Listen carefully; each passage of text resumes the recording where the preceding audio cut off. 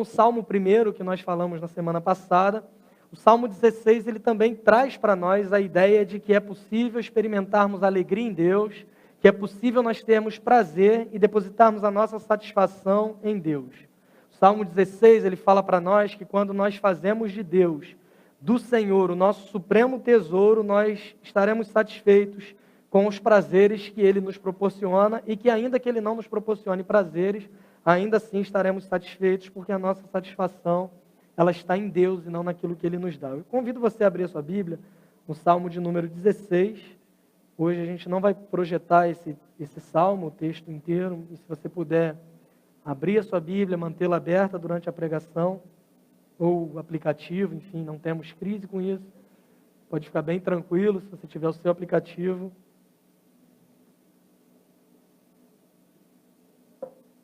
Esse salmo ele tem uma divisão bem interessante. É um salmo escrito por Davi, como muitos dos salmos, alguns deles a gente não sabe a autoria ao certo, mas esse salmo é bem claro para nós que foi escrito por Davi, rei de Israel.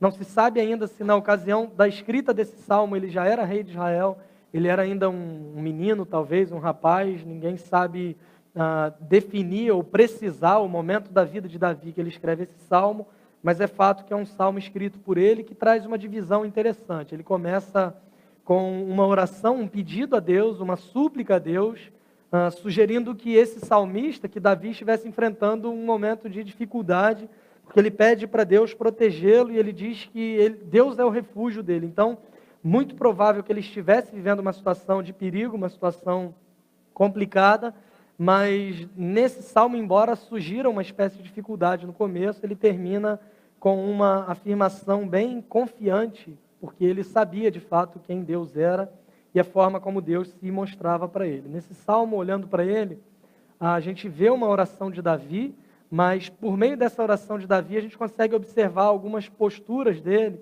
que podem servir para nós de conselhos. Eu queria que você olhasse comigo para esse salmo, tendo em mente que a gente vai extrair dessa oração de Davi alguns conselhos para nós e também uma garantia do que Deus promete para nós por meio desse salmo, salmo de número 16, que diz assim: protege-me, ó Deus, pois em ti me refugio. Ao Senhor declaro, tu és o meu Senhor, não tenho bem nenhum além de ti. Quanto aos fiéis que há na terra, eles é que são os notáveis em quem está todo o meu prazer. Grande será o sofrimento dos que correm atrás de outros deuses. Não participarei dos seus sacrifícios de sangue, e os meus lábios nem mencionarão os seus nomes. Senhor, tu és a minha porção e o meu cálice, és tu que garantes o meu futuro. As divisas caíram para mim em lugares agradáveis, tenho uma bela herança. Bendirei o Senhor que me aconselha. Na escura noite o meu coração me ensina. Sempre tenho o Senhor diante de mim. Com Ele à minha direita não serei abalado. Por isso, o meu coração se alegra e no íntimo exulto. Mesmo o meu corpo repousará tranquilo, porque Tu não me abandonarás no sepulcro, nem permitirás que o Teu santo sofra decomposição. Tu me farás conhecer a vereda da vida, a alegria plena da Tua presença, eterno prazer à Tua direita. Vamos orar mais uma vez, Deus. Agradecemos ao Senhor pela leitura da Tua palavra e pedimos que o Senhor, por meio do Teu Espírito Santo, a aplique nos nossos corações, para que a gente viva uma vida que Te agrade, para que a gente viva uma vida de acordo com o que o Senhor estabeleceu para nós em Cristo Jesus. No nome dEle nós oramos. Amém. Bom, como eu disse, a gente encontra nesse salmo alguns conselhos. Eu quero começar pelo verso primeiro, quando Davi ele faz uma oração dizendo: protege-me, ó Deus, porque em Ti eu me refugio. O primeiro conselho que a gente extrai, olhando para esse primeiro verso que Davi ele faz essa afirmação, esse pedido a Deus, a gente pode aplicar para a nossa vida o seguinte conselho: faça do Senhor o seu refúgio. Quando a gente fala que esse salmo é um salmo de autoria davídica, ou seja, um salmo escrito por Davi, a gente se lembra um pouco sobre a história de Davi. Embora eu disse que a gente não pode precisar ao certo em que momento da vida de Davi ele escreve esse salmo, Davi ele era alguém que a vida dele era bem curiosa. A vida dele era uma vida marcada sempre por situações de perigo iminente. Se tem alguém que gosta de viver perigosamente, esse alguém é o Davi. A gente vai olhar para a vida dele, a gente vai perceber desde o início da sua caminhada, desde quando ele era muito jovem, desde quando ele era pastor lá dos rebanhos do seu pai, a gente vai ver que aquele homem ele enfrentou animais ferozes, por exemplo, como um leão e um urso. Tem ideia do que é enfrentar um leão e um urso? Aí depois que ele enfrenta um leão e um urso, ele toma certa fama, ele vai tomando coragem. O povo de Deus está sendo afrontado por um homem chamado Golias, que era um gigante. O que Davi faz? Ele pensa, bom, já matei um leão, já matei um urso, custa nada lutar com o gigante agora, e ele luta também com o gigante, e com essa que ele luta com o gigante, ele ganha prestígio, ele ganha um casamento. Davi ele se casa com a filha do rei Saul, e agora você imagina que a vida dele vai ficar totalmente tranquila, né? Muito pelo contrário. Agora ele começa a ser perseguido pelo seu sogro. Um homem matou um urso, matou um leão, matou um gigante, e o maior problema que faz ele fugir é um problema dentro da família. Pode ser que isso seja bem comum, olhando para a sua família também, mas era fato que Davi ele vivia sendo perseguido, se escondia na caverna, fugindo do sogro, o sogro tentando matá-lo, que era também rei de Israel. Ele tem oportunidade para matar esse homem, ele não faz, ele vive perigosamente o tempo inteiro, até que ele se torna rei de Israel, e agora sim a vida dele vai ficar tranquila, ele vai ficar no palácio e as pessoas vão para as guerras. O que ele faz? Ele não fica tranquilo, ele não se acomoda com essa situação, mas ele era alguém que ia para frente de batalha, ele lutava com o povo. Você vai ver em inúmeras guerras que Davi ele estava adiante do povo, porque ele era um homem que amava ou que era perseguido, mas o fato é que ele sempre vivia situações de perigo.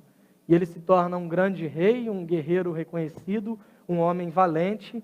E agora o filho dele, chamado Absalão, começa a persegui-lo, e a vida de Davi, você deve pensar que foi um inferno, né? Não sei se foi muito diferente disso, mas o fato é que a gente olha para a vida dele, e independente do momento em que ele escreva esse salmo, certamente nós podemos afirmar que ou ele tinha acabado de enfrentar uma situação de perigo, ou ele estava enfrentando uma situação de perigo, que é mais provável, ou ele estava prestes a enfrentar uma situação de perigo. O que é mais interessante é que Davi ele se torna alguém notável pela sua força, pela sua valentia, pela sua liderança, tanto que dentre os israelitas ele é sempre lembrado como o maior rei que Israel já teve. Mas esse homem, mesmo valente, mesmo forte, mesmo tendo vencido uma série de situações, mesmo tendo enfrentado o perigo, mesmo tendo vencido o perigo em inúmeras situações da vida, ele reconhecia que o seu refúgio não vinha de quem ele era. Ele reconhecia que a sua fortaleza, que o seu refúgio não vinha da sua capacidade, não vinha da sua força, mas vinha do Senhor. Davi ele poderia muito bem se gabar com todas as suas conquistas e dizer, eu sou o meu próprio refúgio. Ele poderia dizer, o palácio que eu construí, o nome que eu construí, o reino que eu lidero, isso fala por si só, e eu posso dizer que o meu refúgio é construído em cima do meu legado. Mas ele não faz isso em momento algum da vida, muito pelo contrário. Ele vai dizer, ele vai pedir para Deus, protege-me, ó Deus, pois em ti me refugio. Quantos de nós temos estabelecido o nosso refúgio em lugares errados? Às vezes nos frustramos, às vezes nos decepcionamos, às vezes colocamos a culpa em Deus pelos nossos fracassos e decepções.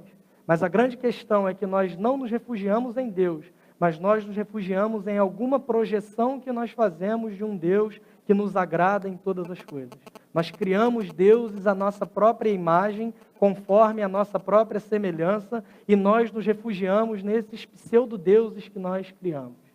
Ao invés de nos refugiarmos no Deus verdadeiro, no único Deus revelado pela sua palavra, depositamos toda a nossa confiança, todas as nossas expectativas em projeções que nós fazemos de Deus, mas que na verdade não passa de projeções acerca de nós mesmos e de quem nós somos.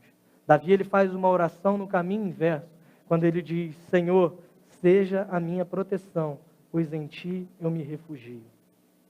Ele pede a Deus proteção, ele reconhece que Deus é o seu refúgio, e isso sugere para a gente que ele enfrentou ou enfrentaria algum momento de dificuldade, porque ninguém que está tranquilo vai pedir a Deus que seja o seu refúgio, que seja a sua proteção, porque nós nos lembramos normalmente que precisamos de refúgio quando nós nos sentimos desprotegidos. E é muito provável que essa era a situação de Davi nesse exato momento. Mas ele não para dizendo para Deus que Deus servia para ele simplesmente quando ele estava desesperado. Mas no verso 2 ele continua dizendo, ao Senhor declaro, Tu és o meu Senhor, não tenho bem nenhum além de ti. Em primeiro lugar, faça do Senhor o seu refúgio. Segundo conselho, a gente encontra no verso 2, faça do Senhor o seu bem supremo. Será que você tem coragem de fazer essa mesma afirmação de Davi, dizendo, Senhor, eu não tenho outro bem além de ti? A única forma que nos possibilita de fazermos essa oração de forma sincera é quando nós entendemos o que Davi diz na primeira parte do verso, quando ele diz, ao Senhor declaro, tu és o meu Senhor. A grande questão que ele está querendo enfatizar não é que ele não tinha outras posses, não é que ele não podia desfrutar de riquezas ou de qualquer outra coisa, mas a grande questão que Davi enfatiza é que diante de qualquer coisa que ele tivesse, nada disso se comparava à riqueza gloriosa de ter o próprio Deus como sendo o seu refúgio, como sendo a sua própria fortaleza. E isso só é possível, essa afirmação de dizer para Deus que eu não possuo bem algum além dele, só é possível se ele for de fato o Senhor da minha vida. Ao Senhor declaro, tu és o meu Senhor, não tenho bem nenhum além de ti. Às vezes fazemos essa afirmação dizendo, Senhor, eu não tenho nada além do Senhor, eu não consigo fazer nada sem o Senhor, mas fazemos isso de modo falso, porque nós não temos o Senhor como sendo o dono da nossa vida. Mas aquelas projeções que nós criamos de um Deus inexistente, elas acabam tomando o controle do nosso coração, elas acabam nos dominando e, na verdade, nós vivemos uma vida não que o agrade em todas as coisas, mas nós vivemos uma vida onde nós vivemos para satisfazer o nosso próprio ego, os nossos próprios desejos e as nossas próprias vontades. E, no final das contas, nós culpamos ou Deus ou o diabo e nos esquecemos que o maior inimigo que nós temos, na verdade, somos nós mesmos. São as falsas projeções que nós criamos e a ideia que Davi tem. Ele era um homem rico, ele era rei de Israel, ele era um homem com algumas posses. E a ideia aqui não é que você não pode ter absolutamente mais nada. A ideia é que você não considere nada do que você possui mais precioso do que a presença de Deus na sua vida. Davi ele nos sugere aqui uma redefinição de prioridades. Quando eu entendo que Deus é o meu Senhor, eu passo a entender que Ele me dando qualquer coisa ou não, o bem mais precioso que eu possa ter é o próprio Deus e a presença dEle habitando dentro de mim por meio do Espírito Santo. Quem deixa isso claro para nós é o apóstolo Paulo, escrevendo aos Filipenses no capítulo 3, nos versos 7 e 8, quando ele diz que o que era lucro, agora ele considera como perda para ganhar Cristo. Ele diz assim, tudo para mim considero como perda, comparado com a suprema grandeza do conhecimento de Cristo Jesus, meu Senhor, por quem perdi todas as coisas. Eu as considero como esterco para poder ganhar Cristo. Paulo ele faz uma afirmação pesada, ele usa um termo bastante pesado para dizer que qualquer coisa que ele possuía não tinha valor algum, se comparado à suprema grandeza do conhecimento de Cristo Jesus. E ele também afirma, meu Senhor, por quem perdi todas as coisas. Uma afirmação interessante, um verso interessante, em uma época que as pessoas se aproximam de Deus interessados naquilo que podem ganhar. As pessoas se aproximam de Cristo interessados no que Cristo pode dar para elas. E Paulo vai dizer que ele possuía muitas coisas, ele tinha muita coisa que era lucro para ele e agora ele considerava como perda, porque isso estava sendo comparado com a grandeza de pertencer a Cristo, Jesus, meu Senhor, por quem perdi todas as coisas. Que discurso curioso, discurso fora do nosso tempo. Discurso complicado da gente conciliar com o falso evangelho que tem sido pregado, de que Cristo é obrigado a te abençoar com coisas materiais e com posses e com aquilo tudo que você sonhar, como se Deus fosse obrigado a realizar todos os seus sonhos. Muito pelo contrário, é bem provável que você comece a caminhar com Cristo e você comece a ver que a sua vida independe de caminhar com Cristo ou não, para você estar sujeito a tragédias, a dificuldades, a sofrimento. Pode ser que você caminhando com Cristo perca alguma coisa que você tem, pode ser que você perca tudo que você tem, mas se você ainda tem Cristo, você não perdeu absolutamente nada, porque Ele é o nosso maior bem, Ele é o nosso maior tesouro. Se você perdeu tudo, mas você ainda tem Deus, você não perdeu absolutamente nada, porque a presença de Cristo te é suficiente. Isso só acontece quando eu tenho Deus como Senhor da minha vida e quando eu entendo que a minha felicidade, o meu prazer, a minha satisfação não estão depositados naquilo que Ele pode me dar, mas estão depositados naquilo que Ele é. Não é na minha saúde, saúde vem, saúde vai. Não é no seu emprego, não é nas suas riquezas, mas é nele, em Cristo Jesus, que deve estar a nossa satisfação. E ser um cristão significa exatamente isso, que o Espírito Santo de Deus abriu seus olhos para que você percebesse Jesus como sendo o tesouro mais valioso do mundo, porque a alegria que Ele nos dá independe das circunstâncias, independe da sua saúde, do seu emprego, do seu trabalho, das suas posses. A alegria que Ele te dá é uma alegria eterna. Falamos um pouco sobre isso na semana passada, citando o exemplo de Abacuque, que era alguém que viu as coisas se perderem, que ora a Deus e Deus responde para ele dizendo que as coisas iriam piorar, mas ele faz uma oração dizendo que ainda que lhe faltasse tudo, ainda assim ele se alegraria no Senhor e exultaria no Deus da sua salvação. Porque Deus faz os meus pés como os da corça e Ele me faz andar por lugares altos. A alegria eterna só é possível para nós quando fazemos do Senhor o nosso bem supremo. Verso 3, Davi ele vai dizer, quanto aos fiéis que há na terra, eles é que são os notáveis, em quem está todo o meu prazer. Irmãos, fazer do Senhor o nosso único bem não significa separar-se de tudo e todos, isolar-se de todas as pessoas e tornar-se um monge num confinamento solitário, num morro aí, no monte, no fim do mundo. Afinal de contas, você diz que o seu único bem é o Senhor. Entender que Deus é o meu único bem não é me isolar da sociedade. Entender que Deus é o meu único bem não é viver sozinho ou me refugiar numa ilha deserta ou onde quer que seja. Entender que Deus é o meu único bem é colocá-lo no centro de tudo, incluindo dos meus relacionamentos. Porque tem muita gente confundindo santidade com isolamento social. Tem muita gente confundindo ser cristão com ser enjoado. O cara não consegue conversar sobre outro assunto sem ficar apurrinhando os outros, que você tem que orar, você tem que ler, e ele acha que ele está evangelizando. Você não pode fazer isso, como se o evangelho fosse uma lista do que pode e do que não pode ser feito. Isso não é evangelho, isso não é cristianismo, isso não é santidade, isso é ser chato. E tem muito crente chato por aí, me perdoem. O Luiz Saião, ele vai dizer que tem muçulmano que é xiita e tem crente que é chato. Eu sou obrigado a concordar com ele nessa afirmação. Porque a gente confunde o evangelho de Jesus com regras, com leis que nós criamos de acordo com aquilo que nos agrada e não de acordo com o que a palavra de Deus estabelece para nós. Termos o Senhor como nosso único bem, termos o Senhor como o nosso bem supremo, vai se revelar nos relacionamentos que nós temos com os outros. Porque eu demonstro que amo a Deus quando eu amo o meu irmão.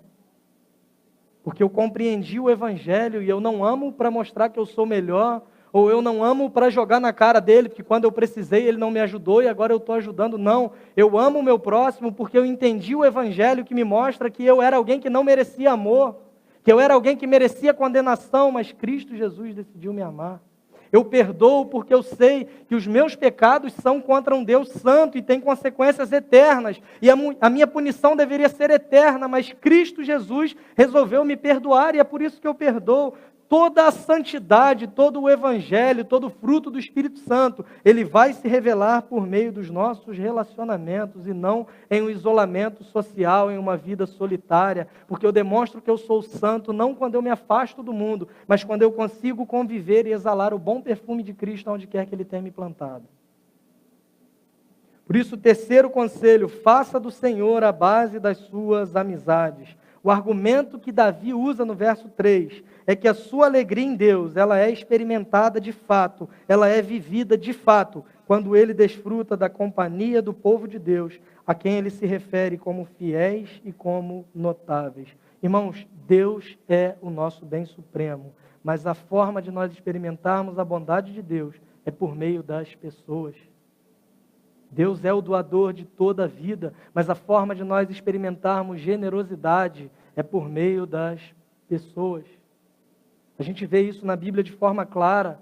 No Antigo Testamento, quando Deus chama Moisés e fala para ele ir sozinho, ele falou, não vou. E Deus fala, leva Arão contigo. Ele fala, agora sim eu vou. Você olha, vai caminhando durante as Escrituras, você vai ver o padrão do Novo Testamento, por exemplo, que há inúmeras vezes a expressão uns aos outros, sugerindo um cristianismo verdadeiro que se dá em comunidade. Perdoai uns aos outros, amai-vos uns aos outros, suportai uns aos outros. Quando eu entendo isso, que a bondade de Deus ela é repartida quando eu me relaciono com o outro, quando eu coloco Deus como centro da minha vida, a ponto de definir quem são as minhas amizades e os meus relacionamentos, essa identidade coletiva passa a permear a minha mente, eu passo a construir a minha mentalidade baseado nesse padrão que é estabelecido pelo próprio Deus nas Escrituras. Eclesiastes vai dizer para nós que é bem melhor serem dois do que um. Jesus, quando ele envia os 70, ele vai enviar e ele vai dizer para que eles possam ir de 2 em 2.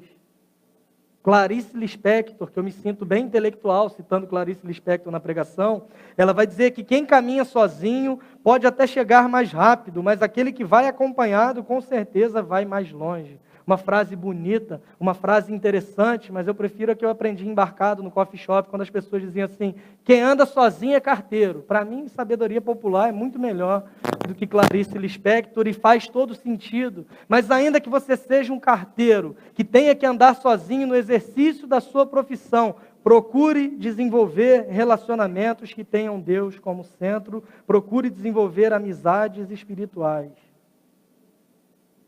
Pessoas para você se relacionar e experimentar o caráter de Deus por meio delas. Pessoas para dividir a vida. Pessoas que você pode desnudar a sua alma e mostrar exatamente quem você é. E você não vai ser julgado por isso. Pessoas que te conheçam a ponto de olhar para você e perceber que algo está errado contigo por um simples olhar. E fundamentalmente, que pessoas assim, que você tem relacionamentos próximos, seja pessoa que também tenha Deus como sendo a sua maior fonte de prazer. Porque assim ela vai ter os mesmos valores, os mesmos princípios pautados nas Escrituras e que tenham em Deus também a sua maior fonte de prazer. Falamos muito sobre isso semana passada, sobre o perigo dos extremos, de por um lado você não se relacionar com qualquer pessoa que não é cristã, que você se considera moralmente superior, mas por outro lado há um perigo também de você ser influenciado por pessoas que não têm Cristo como sendo o dominador, o Senhor das suas vidas, por pessoas que não têm a sua vida pautada nas Escrituras e sem que você perceba, você vai ouvindo o conselho dos ímpios, andando no caminho dos pecadores, daqui a pouco você está na roda dos zombadores, dos escarnecedores, que você deu ouvidos a conselhos que não deveria escutar. É acharmos aqui um equilíbrio e desfrutarmos da companhia do povo de Deus como sendo um sinal da presença do próprio Deus que habita em nós e habita entre nós em comunidade. Por isso a Bíblia vai dizer para nós não deixarmos de nos reunir. Por isso que a Bíblia vai sugerir comunhão, amizade, relacionamentos, porque por meio dos nossos relacionamentos nós podemos perceber a bondade, o caráter e o amor de Deus.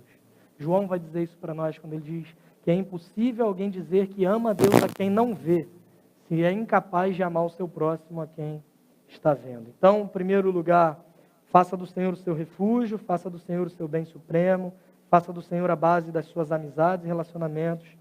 No verso 4, Davi ele diz, grande será o sofrimento dos que correm atrás de outros deuses. Não participarei dos seus sacrifícios de sangue, e os meus lábios nem mencionarão os seus nomes. Davi ele está falando de pessoas que têm outros deuses além do Senhor como o seu bem supremo.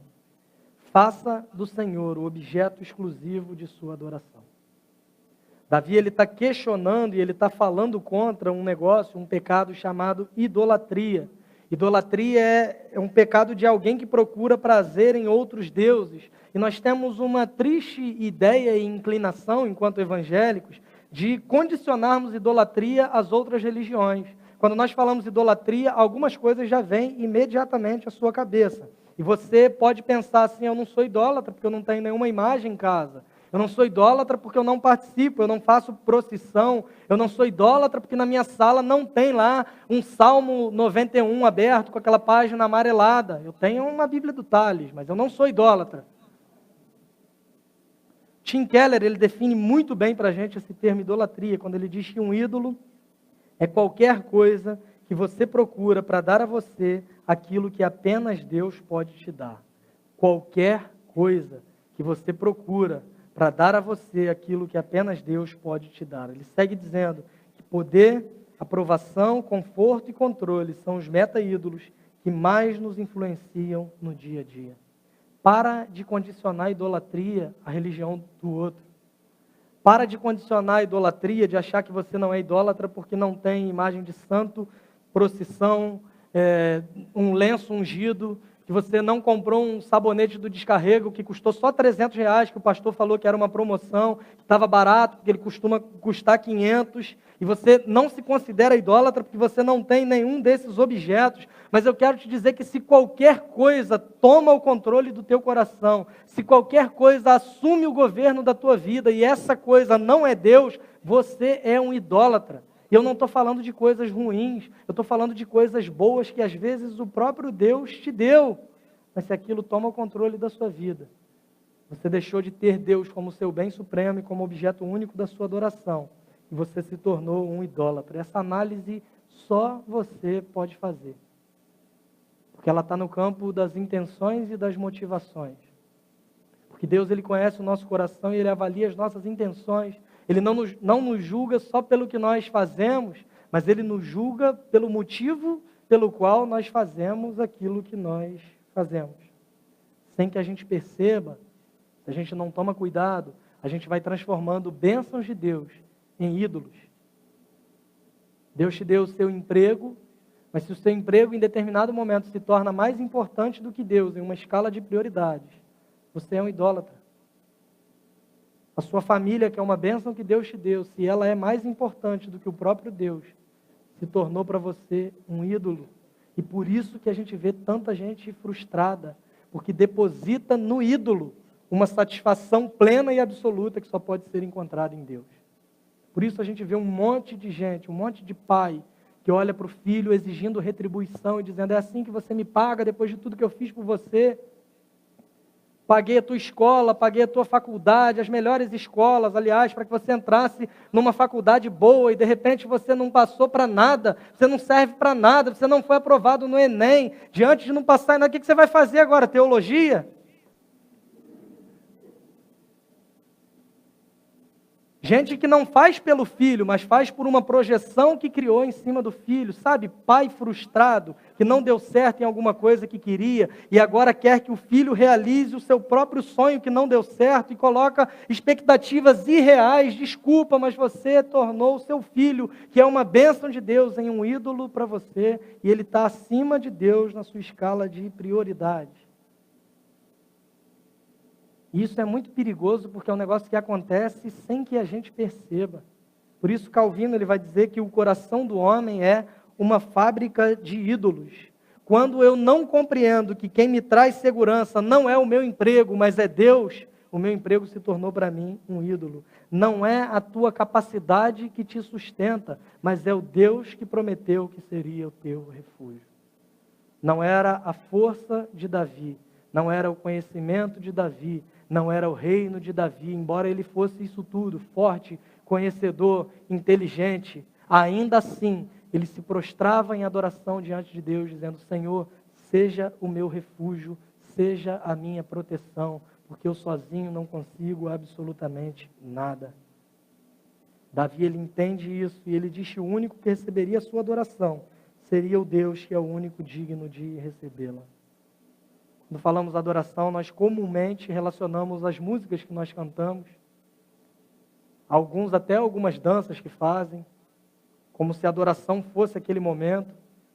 Primeiro que dança eu não consigo entender como se tem ensaio de dança espontânea. Não sei se vocês já viram isso em algum lugar, mas nós condicionamos a adoração a um período do culto, a um momento do culto que nós separamos para isso, sendo que a adoração, na verdade, é um reflexo de quem nós somos e de como nós lidamos com o fato de sermos pequenos e pecadores e de servirmos a um Deus que é grande e santo. Todas as coisas que eu faço devem refletir a adoração que eu tenho a Ele. Mas o problema é que nós somos experts em levantar a mão aqui na igreja. E nós nos fechamos quando a necessidade é de usar essas mesmas mãos para estender para o próximo que está precisando de auxílio e está necessitado. O amor de Deus, ele se revela não é quando você levanta a mão, fecha o olho aqui na frente e faz cara de que está sentindo a presença de Deus, porque a gente consegue fazer essas caras. O amor de Deus, ele é demonstrado por meio da sua vida, quando você ama o outro, quando você serve o outro, quando você se importa com o outro. Falamos que adoramos a Deus, mas o quanto nós investimos de tempo, de talento, de recursos na obra de Deus e naquilo que Deus quer que a gente invista. Será que Deus tem sido, de fato, o objeto exclusivo da tua adoração? Ou você é um idólatra que consegue adorar só as projeções que você faz de um falso Deus?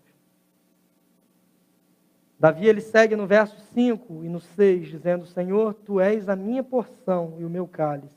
És Tu que garantes o meu futuro. As divisas caíram para mim em lugares agradáveis. Tenho uma bela herança. A ideia por trás desses versos: Davi, ele era rei de Israel. Ele era um homem nascido lá e conhecia a história de Israel. Nós voltarmos um pouco quando Deus ele liberta o povo lá do Egito, e esse povo caminha no deserto por anos, sob a liderança de Moisés. Depois Josué ele vai assumir a liderança quando o povo entra num lugar que nós conhecemos como Terra Prometida. E quando o povo entra nesse lugar, Deus ele faz uma divisão da terra e ele dá alguns pedaços de terra para as tribos de Israel. Ele divide lá aquela terra prometida em inúmeros lugares e ele dá ali os lotes para cada tribo correspondente à atividade que fazia ou ao lugar que deveria estar. É o próprio Deus que faz essa divisão. O próprio Deus quem determina os limites, as divisas de cada tribo. Só que tem uma tribo específica, que é a tribo de Levi. Para essa tribo, Deus não deu absolutamente nada. Deus não deu herança de terras, Deus não deu posses, Deus não deu propriedades. Era a tribo dos sacerdotes, daqueles que eram responsáveis pelo serviço a Deus. E aí você fala assim, realmente o tal de servir a Deus não vale a pena não. Olha, todo mundo ganhou terra, todo mundo ganhou lote, um lugar lá. É o primeiro, talvez, loteamento da história que foi feito com escritura, RGI, já veio o cara da prefeitura para cobrar IPTU, aquele negócio todo, e a tribo de Levi talvez se lamentando por não ter ganho nada. É quando Deus aparece para Arão, e ele diz em Números 18, 20, você não terá herança na terra deles, nem terá porção entre eles. Eu sou a sua porção e a sua herança entre os israelitas. Davi, ele reflete nesse fato, quando ele fala que as divisas caíram para mim em lugares agradáveis, mas é o Senhor quem garante o meu futuro. Ele aplica isso a si mesmo, entendendo e tendo em mente que ter o Senhor como sua porção e sua herança é melhor do que qualquer pedaço de terra que alguém poderia herdar. Quem tem Deus como seu bem supremo, compreende que, tendo Deus como sua porção, como sua herança, não precisa de absolutamente mais nada para que se tenha uma vida abençoada, porque quem tem Deus não lhe falta mais nada. É Deus e mais nada.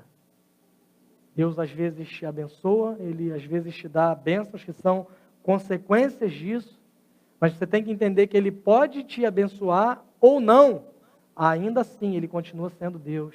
E ainda assim a minha esperança continua depositada em quem Ele é. Quando compreendemos isso, a gente experimenta o que Davi narra aqui dos versos 7 a 11. As consequências desses conselhos que a gente extraiu olhando aqui até o verso 6. Quando ele diz no verso 7, por exemplo, bendirei o Senhor que me aconselha. Você passa a desfrutar do conselho e da instrução de Deus. No verso 8, sempre tem o Senhor diante de mim, com Ele à minha direita não serei abalado. Você passa a experimentar estabilidade, ainda que em meio a provações e dificuldades. No verso 9, Davi vai dizer, por isso meu coração se alegra, e no íntimo exulto, mesmo o meu corpo repousará tranquilo. Você passa a experimentar alegria e segurança. Nos versos 10 e 11, ele diz, porque tu não me abandonarás no sepulcro, nem permitirás que o teu santo sofra decomposição. Tu me farás conhecer a vereda da vida, a alegria plena da tua presença, eterno prazer à tua direita. Você sabe que essa alegria que Deus te dá, ela não tem fim, ela é eterna. Esses últimos versos, eles nos mostram que Davi, que estava em dificuldades, pedindo auxílio e ajuda a Deus no começo do Salmo, ele agora está com uma certeza inabalável de que, embora ele morra, ele não terá uma eternidade alienada de Deus, ele não terá uma eternidade longe do seu Criador. De acordo com alguns comentaristas bíblicos, falando especificamente desse texto, esse termo que Davi usa, o meu corpo não sofrerá decomposição, o teu santo não sofrerá decomposição. Na verdade, é uma metáfora para um isolamento total e um abandono completo da presença de Deus. Davi, ele está querendo dizer que, embora eu morra, eu não passarei a minha eternidade separado de Deus. Irmãos, quando temos Deus como nosso bem supremo, a nossa esperança está além da morte. A nossa esperança não se pauta em circunstâncias, mas a nossa esperança está centrada em um Deus que é maior do que elas e maior até mesmo do que a morte. Davi, ele tinha uma esperança de experimentar um eterno prazer, uma plenitude de alegria na presença de Deus. E essa esperança é a mesma esperança que você pode ter, que você deve ter, caso você tenha o Senhor como seu tesouro supremo. Porque pode ser que você se pergunte: que garantia eu tenho de que, se eu não for atrás dos prazeres mundanos e buscar prazer em Deus, que garantia eu tenho que a minha vida vai valer a pena? Pode ser que eu viva uma vida e não conquiste nada do que eu sonhei. Será que isso é possível? É possível. Pode ser que eu viva uma vida e não alcance o que os meus pais planejaram para mim. É possível? É possível. Mas ainda que isso aconteça, você não vai terminar a sua vida de forma frustrada, mas você vai entender que você não viveu para alcançar os seus sonhos, e você muito menos nasceu para ser feliz. Você nasceu para a glória do nome de Deus, e você vai ter vivido uma vida que valeu a pena, porque você cumpriu o propósito da sua existência, que é: Deus foi glorificado por meio da tua vida. A nossa geração se preocupa demais com o prazer, com uma suposta felicidade, mas não se preocupa em descobrir o significado real da vida, que é agradarmos aquele que nos criou, que é glorificarmos o nome dele em todas as coisas. E aí você me pergunta: que garantia eu tenho então de que a minha vida vale a pena? Que garantia eu tenho de que eu vou desfrutar disso tudo caso eu siga esses conselhos?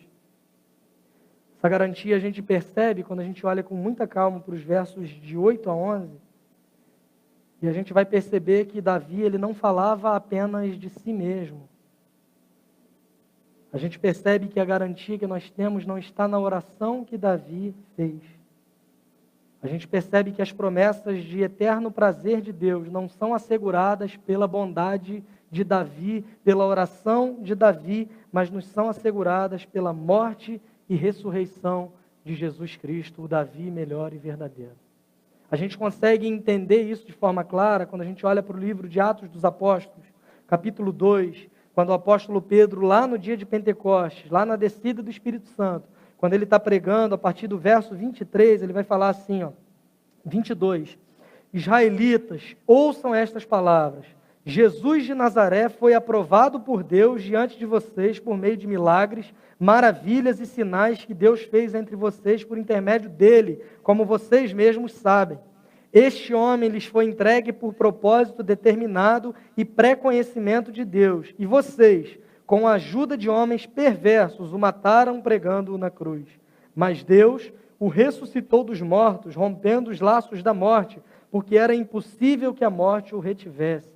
A respeito dele, a respeito do Cristo, disse Davi: eu sempre vi o Senhor diante de mim, porque ele está à minha direita, não serei abalado. Por isso meu coração está alegre e a minha língua exulta, o meu corpo também repousará em esperança, porque tu não me abandonarás no sepulcro, nem permitirás que o teu santo sofra decomposição.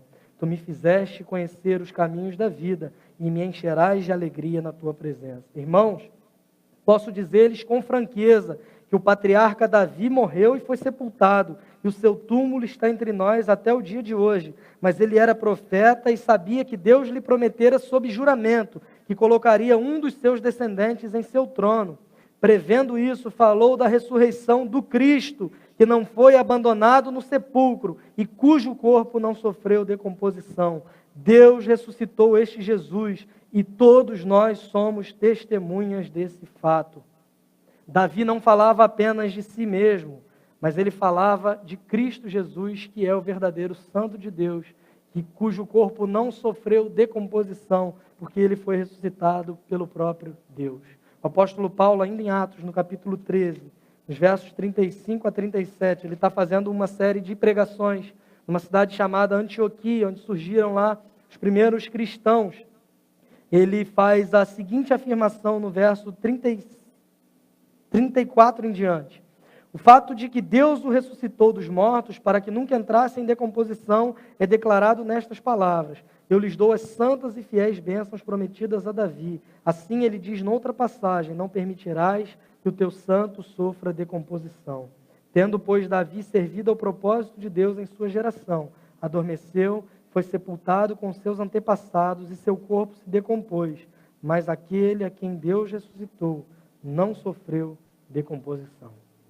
Tanto a pregação de Pedro quanto a pregação do apóstolo Paulo afirmam para nós que esses versos proferidos por Davi no Salmo 16 não encontram o seu cumprimento final na vida do próprio Davi, mas indicam para nós que aquilo que Davi afirma sobre si de forma metafórica, de forma alegórica, de forma simbólica, se cumpre de forma literal na pessoa de Cristo, porque somente em Cristo Jesus nós encontramos refúgio da parte de Deus.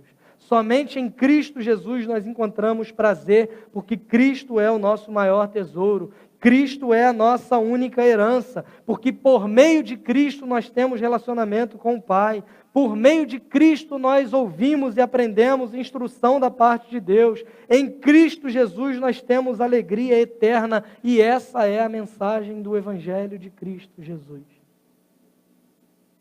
Nós temos as promessas de Deus de perdão de pecados asseguradas, que Cristo Jesus morreu e ressuscitou ao terceiro dia. Porque não é por meio de Davi, não é por meio da oração de Davi, embora a gente consiga extrair princípios importantes para nós, mas não é por meio da atitude de Davi que você tem os seus pecados perdoados, mas é por meio da morte do Filho de Deus no Calvário, que se fez maldição em seu lugar. E diante da sua incapacidade de voltar a relacionar-se com Deus, visto que essa intimidade, esse relacionamento foi quebrado por causa do pecado, Deus envia o seu Filho para viver uma vida perfeita que éramos incapazes de viver. Por viver uma vida perfeita, ele é condenado à morte, e morte de cruz, levando em si mesmo o nosso castigo, a nossa condenação. Mas a garantia que nós temos de poder desfrutar de uma alegria eterna, de um prazer que não tem fim na presença de Deus, é que ao terceiro dia Jesus Cristo ressuscitou dentre os mortos. O apóstolo Paulo, na 1 aos Coríntios, no capítulo 15, ele vai dizer que toda a fé cristã repousa na ressurreição corporal de Jesus Cristo dentre os mortos. Porque se o seu corpo está no túmulo e sofreu decomposição, nós não somos perdoados. Mas Paulo, Pedro, muitas outras testemunhas afirmam com alegria, com exatidão, com certeza de que Cristo Jesus não foi abandonado no sepulcro. Deus não o deixou lá. Muito pelo contrário, Deus o ressuscitou dentre os mortos. A garantia que temos é que Cristo Jesus está vivo. A garantia que temos é que Cristo Jesus é maior do que a morte. Ele ressuscitou e as promessas de Deus são seguras para nós, porque nós depositamos a nossa fé não em quem nós somos, não em quem Davi foi, não em quem o pastor, o apóstolo, o bispo é, mas nós depositamos toda a nossa confiança no Salvador ressurreto, porque Ele é maior do que a morte. Podemos descansar, porque Cristo Jesus é maior do que a morte. Alegria eterna na presença dele será o dia que ele voltar para nos buscar ou que nós morrermos, mas a nossa certeza é de que a alegria é muito maior do que a morte, porque a nossa alegria está centrada naquele que venceu a morte e o fez por cada um de nós.